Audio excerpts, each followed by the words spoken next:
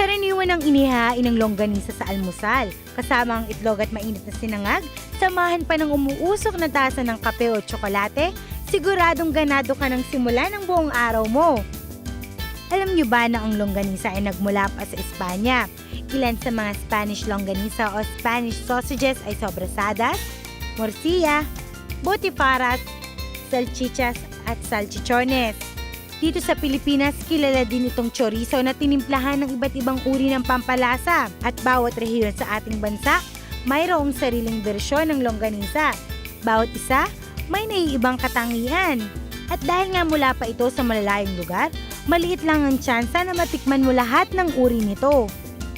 Pero sa restaurant na ito, hindi imposible. Hinahain kasi dito ang halos lahat sa pinakasikat na longganisa dito sa bansa. Mula agahan hanggang hapunan, available ang mga ito kaya naman tsak matitikman mo. We're a restaurant that specializes in different longganisas coming from the different provinces in the Philippines. Currently, we have 8 different kinds of longganisa coming from namely Alaminos, Pangasinan, Cebu, Tuguegarao, Cabanatuan, Kalumpit, Bulacan, Vigan, and from time to time, Bacolod.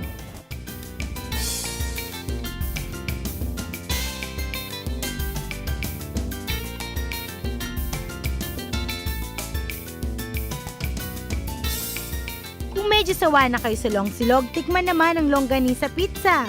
May mga twist na rin kami dito. No? We have chori pizza, longganisa fried rice. We're coming up with a longganisa burger. So basically yun. O diba? Mapa kanin, mapa tinapay o mapa pizza version man, siguradong may enjoy mo ang paborito mong longganisa. Pagkatapos ng mala nationwide food trip ng longganisa, huminto naman tayo sa bandang norte at tikman ang isa sa pinagmamalaki ng mga Ilocano. Chicharon at beef fried pork meat kung ilarawan ng bagnet ng Ilocos Norte. Karaniwan itong isinasawsaw sa suka, bagoong at bawang. Ang vegan bagnet ay ang Ilocano version ng lechon kawali, malalaking tipak ng liempo, belly o pork sides na pinrito ng halos 2 ulit hanggang sa maging malutong. At dahil karaniwan na ang ganitong sistema ng pagluluto ng bagnet, naisipan sa restaurant na ito na maghain ng bagnet with a twist. Noong una, wala kaming plans talaga na magtayo ng restaurant. Hanggang sa to the point na naisip ko mag-restaurant kasi yung partner ko nga na nag-restaurant siya before. Tapos niyaya niya ako. Tapos sabi namin, sige, ano yung sigurong unique na pwede nating magawa? Or kaya yung hindi pa masyadong nagagawa, di ba? So sabi namin, sige, bagnet try natin. Kasi madami na rin nagtatapa, yung the usual.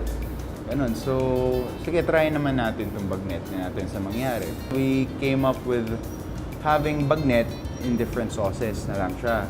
So, meron kaming the original, of course.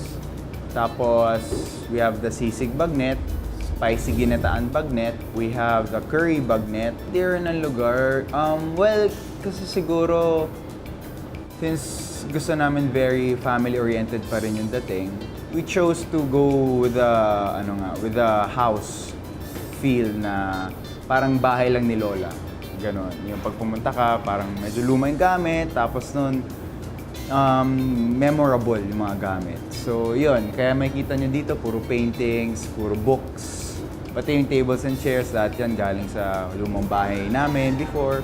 Ngayong bakasyon, hindi na kailangan pang pumunta ng Ilocos para matikman ang kanilang famous bagnet. At dahil hindi biro ang dami ng mantika at kolesterol na maaaring makuha dito, paalala namin, hinay-hinay lang sa pagkain.